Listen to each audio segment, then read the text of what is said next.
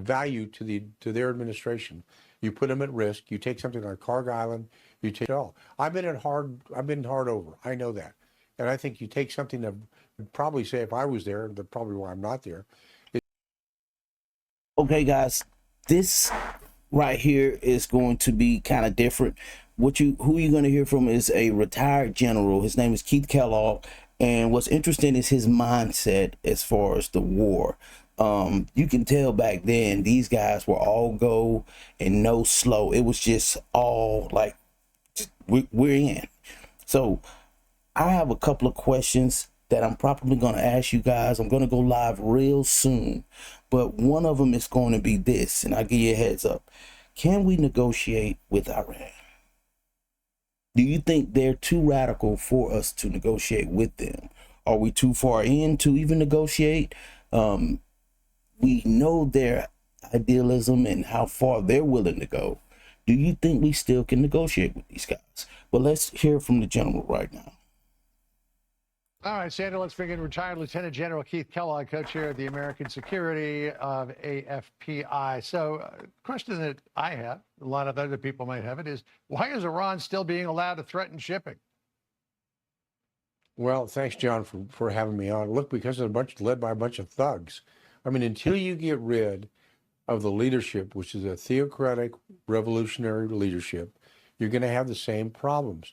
And they're protected by the Revolutionary Guards, which is not the army. They were set up under the first Ayatollah, under Khomeini, and they protect the administration. And you've got to get rid of them because you're going to have the same guys dealing with in 5, 10, or 15, or 20 years. You know, what Brad Cooper said is really smart. I mean, he's telling, the senators, look, we're going to be okay. We haven't done what you think we've done. And frankly, I'd probably say if I was there, that's probably why I'm not there, is I read the Constitution. Under Article 2, Section 2, there is one commander-in-chief, and that's the President of the United States. That's the president. He's done a pretty good job. Yeah. And he's got a great Secretary of War in Hegseth. He's got a great Secretary of State in Rubio. They're finishing off the job, and let's finish it all. I've been hard over. I know that.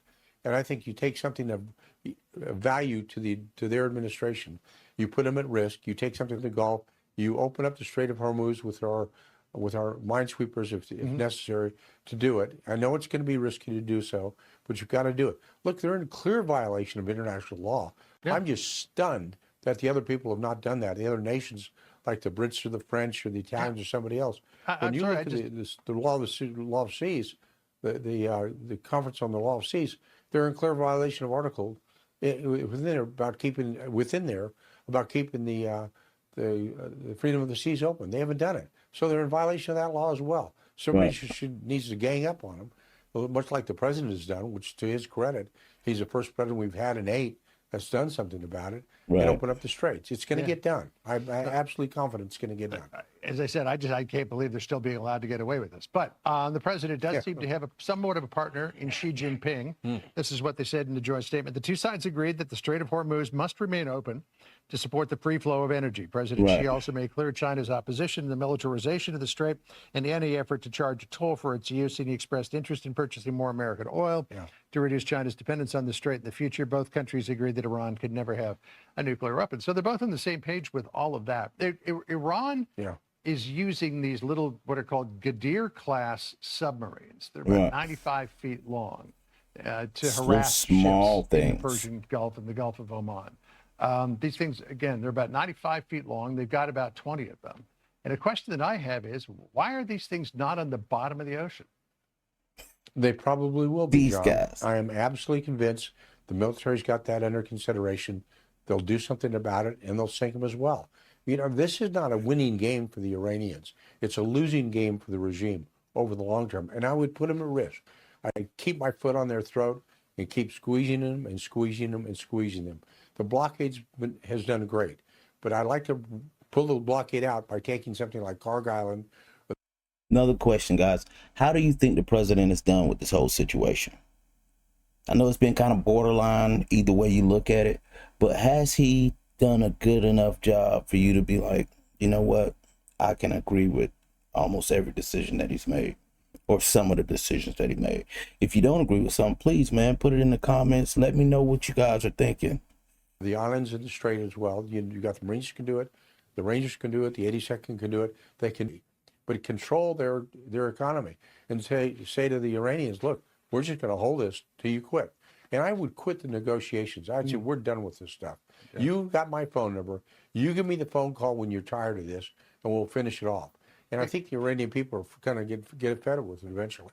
General, one of the other big issues related to the Iran conflict, and it's not necessarily directly related to Iran, but other potential conflicts around the world, is the status of U.S. weapons stockpiles. This is what Pete Hegseth said before the House Appropriations Committee the other day.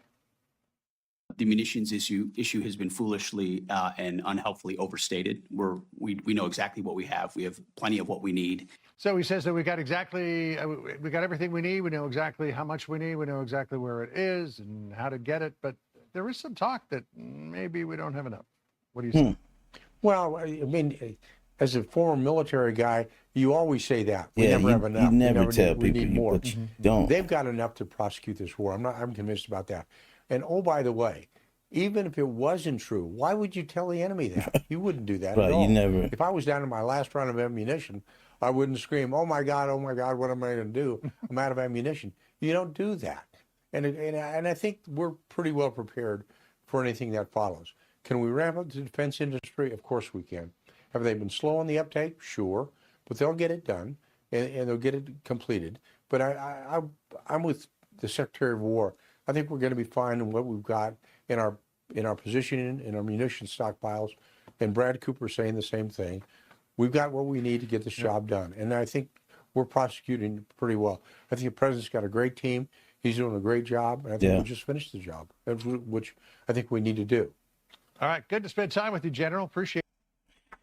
Guys, leave me something in the comments. Shout out to the old school general. I love seeing the Army veterans and the guys that used to do it their own way back in the days.